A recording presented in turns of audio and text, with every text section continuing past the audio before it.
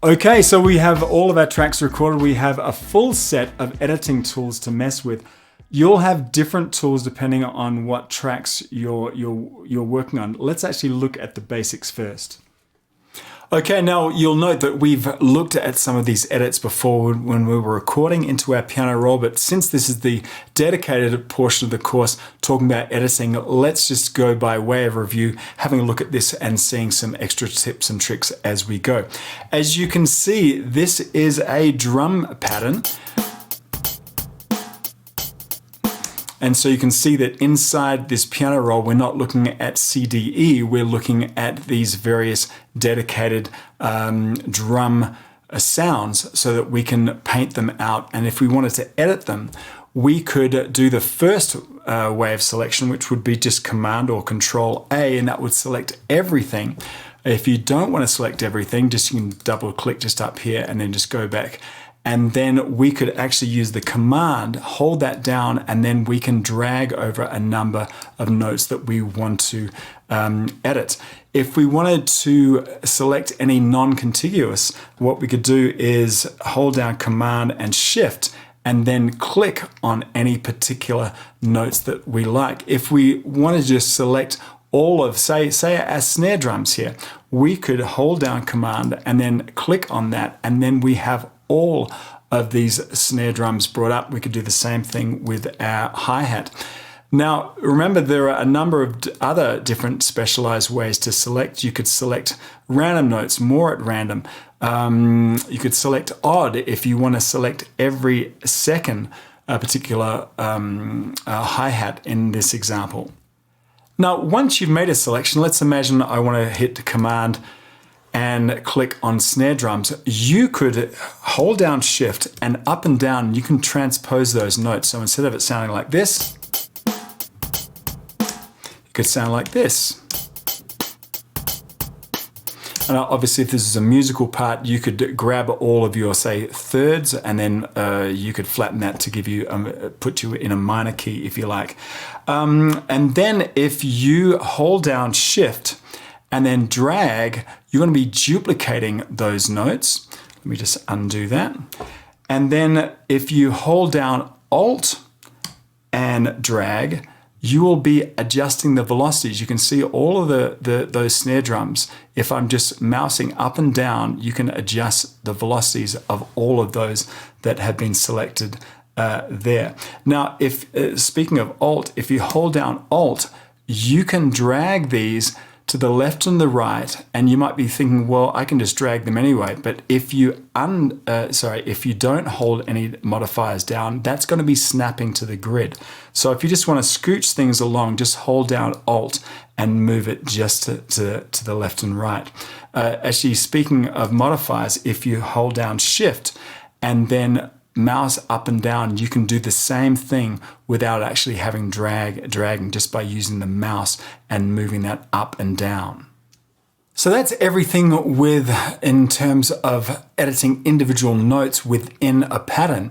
If I was to close that out here and then we look at our arrangement, we saw this before, you could either draw each selected pattern into various tracks here, or you could paint them out, do all that kind of stuff, just arranging patterns. So again, when you're dropping into a particular pattern, you were adjusting notes within that pattern. Now we're moving around complete patterns. So I could move that from a different track, move it to a different time here. And of course, all the shortcuts that we've seen before, things like Command A for all, or if we hold down Command, you could drag across a number of patterns, or Shift and Command and hit non-contiguous patterns, and then you could move them around the timeline any way you want. In fact, a handy shortcut of holding out Alt would mean that you could scoot them around if you wanted something to come in just before the beat or just after the beat. Let me just undo that back there. So you can see that all of this has got to do with moving patterns around a song. And if we're going to be playing back a song, make sure that you're set up here to song. Otherwise, if this is going on, then we'll be playing back whatever's selected right here.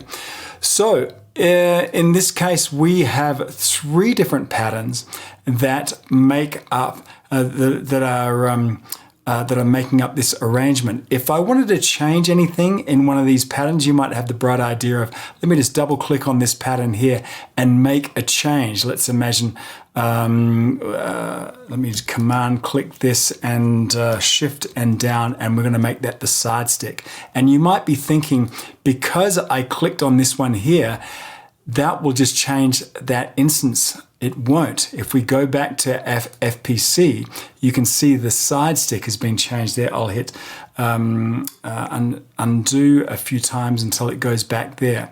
So you can see that these are just instances of what's going on over here. So if you want to make any changes, then say to the say the intro here, say if you wanted to start off with side stick and then go into a snare, you would need to make a new copy of this. So I could do that by right clicking here, and I'll go down to clone, and that now will be FPC2. So I'll double click on that, and I'm going to hold down command, grab that snares, shift down 3, and now we have, actually we're in song. Let's go back to pattern. Cool. So that's changed this pattern here. And then all I would need to do is right click here, and I'll just drag this over here. So now what that will do is FPC2 with the side stick will place first, and then it will go into the snare. Let's go back into song here and have a listen. Side stick. And then here comes the snare.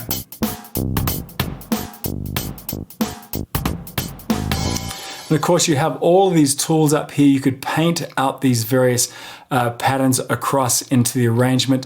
You could mute things if you like. So instead of deleting this, I could go over to here. Let's go ahead and hit mute. And then now the pattern's still there, but it's muted. Let's have a listen. Should start out with a side stick, and then it should just be the bass with no drums. And then we're back with the snare. We could do the same thing with a heaven pad. I'll go ahead and right click that, and we will clone that. And then in this example, where are those notes? Here they go. What we can do is we can grab these guys and delete them, grab these guys. Does that extend down? It does. And then we can just maybe extend that out here. So now here's what this pattern sounds like.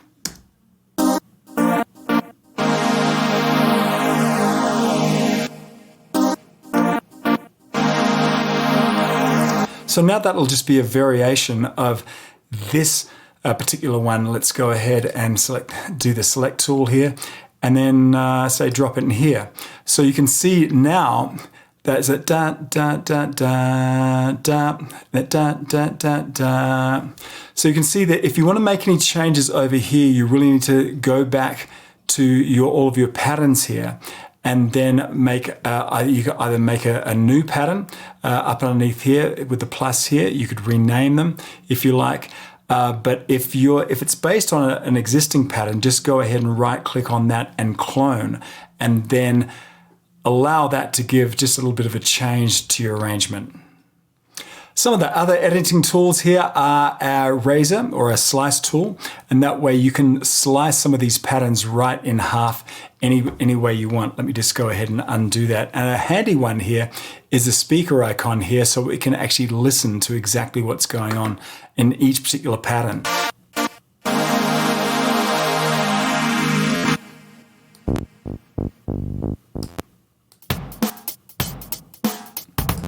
Not that useful right now because we only have a few different tracks, but boy, once you start populating this with a bunch of tracks, that will really, really help you out, just kind of auditioning exactly what you're playing with. Now, this is just one arrangement right now. If we go underneath here, you can see the swivels down here. we can either rename this arrangement, or we could say clone this arrangement or add another one. Let's imagine we would clone this arrangement and we just call this arrangement 2. That'll be fine. And let's imagine this arrangement is, I'm going to hold down Command and select that and delete that. This has no bass on this at all. So if you want to mess around with your arrangements and not, kind of screw around with the arrangement you've been working on, make as many multiple arrangements as you like. And if you're going to be making a lot of changes with your arrangements, I would definitely go down here and make a clone of that before you do any big changes. Now, if your arrangement starts getting very long, using markers is a great way to get around your song very quickly, and also to select chunks of your song. And all we need to do is just grab the playhead, place it where you want that to be, and hit Alt and T, and I'll call this intro. We'll go here, and let's imagine we wanted to call this Alt T again, say that would be the verse, right? And then say the next one here, and that might be, say, the pre-chorus. And then this can be the chorus here, Alt T and chorus. And then you can go straight around to those particular parts of your song. They're nice, neatly labeled. In fact, there's a couple of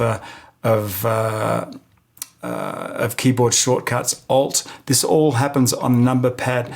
It's the asterisk and also the back cursor there. That will automatically get you straight to these places. And if you double click on them, then that will select everything within that particular marker's region. Now let's imagine we want to do some tempo changes within our song, and because we've set up our playlist markers here, we can easily just double click on this, and that way we can select any part of our song. And let's imagine at the beginning I want to set this to, say, 90 BPM. Now if I right click here, I can create an automation clip, and you can see that's the first empty area here. Let me just pull it out in its own track here. And then now when we go into here, I want to do this one, say 97. I'll right click there and create an automation clip there. And then it's going to settle back from this point, and everywhere after that, it's going to settle back into, say, 95. And I am going to create an automation clip there. So now you can see that these three chunks of our song all have different tempos, and you could just drag these up and down if you wanted to change the tempo drastically, or if you want to ramp them up and things like that. We'll look at automation clips a little bit later on, but this is just a kind of a quick way to then, if I just double click here to get rid of those selections, you can see that we start off at 90. And remember, I think this went up to 97. Look at it. And then it'll settle back down to 95. And because this is the last tempo change here, that will stay at 95 for the rest of that timeline. Let's look at some quick audio editing. So I'm just going to drag a WAV file right from my desktop. You can drag it right into here. And if we were to just drag this out to our timeline, then you can see here we have a vocal part here. And if you wanted to chop that up, you could do that fairly easily underneath here. And all you need to do is select that slice tool, right? But there's a much better way to do that. By the way, if you want to zoom in or out, you can use the page up and page down.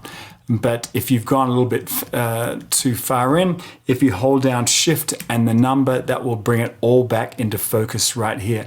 So let's imagine I wanted to just slice right here and just start moving some of the, imagine this is just spoken word, or maybe it was a vocal track that you just wanted to scooch to the left and the right just to kind of get various phrases into time. Here's how you'd be able to do it. To hold down, actually just move off of the clip and then hold the right shift down, and then you can slice straight up. And I could slice this one straight up. Now you notice that that is clicking to the nearest measure. If you want to be able to move it around without that grid, just remember the old Option trick or the Alt trick on Windows. So let me just undo those couple of cuts here. And so I will hold down Option and Shift, and that way I can slice exactly where I want those slices to go. Let's imagine we want them here, and the great thing is about these keyboard shortcuts, as soon as you let it go, then you're moving that around. And again, you can see this is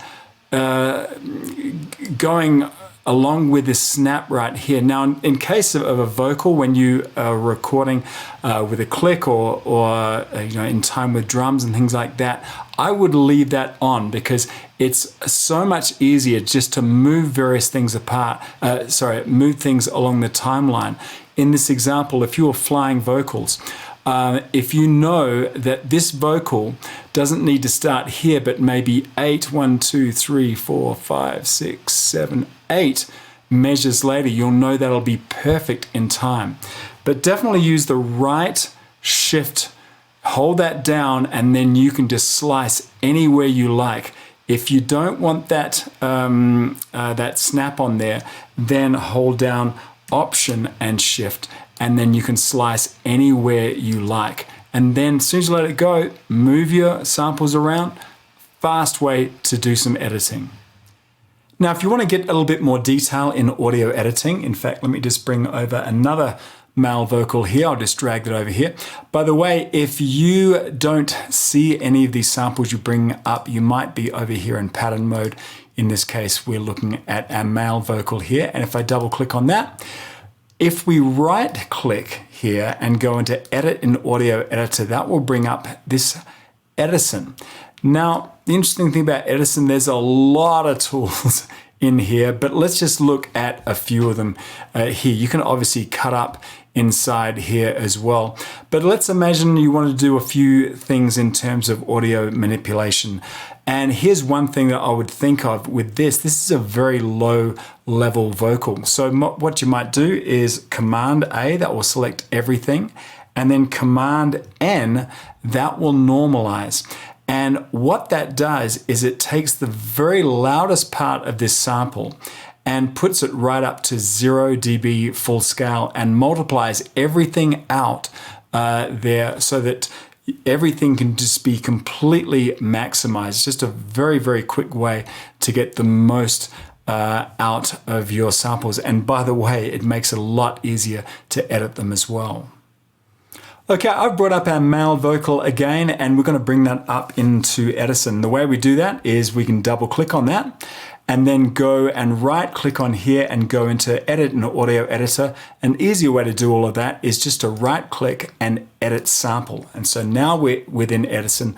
There's a bunch of tools here we won't get into, but what I will bring your attention to is that looks like this has all been normalized, so we're all good to go, but there is a little bit of noise here. Actually, it's probably just headphone bleed. Let's have a listen to it. Let's usually start from the top.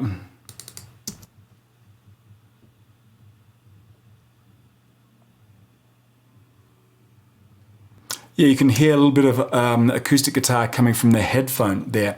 So here's what we could do. We could select all of that, and then what we can do is actually trim the noise out of that.